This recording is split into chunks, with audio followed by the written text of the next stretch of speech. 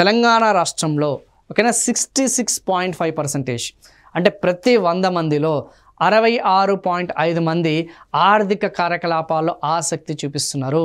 Labour force participation rate అనేది 66.5% ఉంది. వీళ్ళందరూ కూడా ఇండిపెండెంట్స్, ఓకేనా. వీళ్ళందరూ కూడా ఏదో ఒక జాబ్ అనేది వస్తే మేము పాల్గొంటాము, లేదంటే ఆల్రెడీ ఎకనామిక్ యాక్టివిటీస్లో పాల్గొంటున్న వాళ్ళందరూ కూడా 66.5%. అందుకే మన యొక్క వృద్ధి రేట్ అనేది అత్యధికంగా నమోదైందన్న సంగతి గుర్తుపెట్టుకోండి, ఓకేనమ్మా. రెండవది, అదే భారతదేశాంతో పోలిస్తే 61.6%, అంటే అఖిల భారత స్థాయిలో చూసుకుంటే జాతీయ సగటు అనేది చూసుకుంటే ఆ యొక్క లేబర్ ఫోర్స్ పార్టిసిపేషన్ రేట్ అనేది 61.6% ఉంది. మేబీ ఒకవేళ ఎగ్జామినేషన్ పాయింట్ ఆఫ్ వ్యూలో ఏమడిగే ఛాన్సెస్ ఉంది? వెరీ సింపుల్, తెలంగాణ రాష్ట్రానికి సంబంధించిన దేనికి సంబంధించిందమ్మా?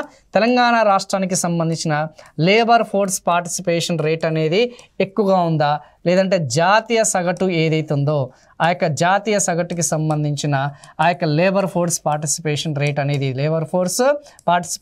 అనేది అధికంగా ఉందా? సో శ్రామిక జనాభా అనేది ఏదైతే ఉందో చాలా స్పష్టంగా మనకి ఇక్కడ తెలుస్తుంది. సో జాతీయ సగటు ఏదైతే ఉందో ఆ జాతీయ సగటుకి సంబంధించిన ఆ యొక్క శ్రామిక జనాభా అనేది తెలంగాణదే అత్యధికంగా ఉందన్న సంగతి చాలా స్పష్టంగా, చాలా క్లియర్గా ఇక్కడ మనకి తెలుస్తుందమ్మా, ఓకేనా. అలా ఇంటర్ప్రిట్ చేసుకోండి, very very very important. So వేగవంతంగా సత్వరంగా వృద్ధి చెందడానికి ఎక్కువ స్కోప్ ఉందన్న సంగతి క్లియర్గా తెలుస్తుంది.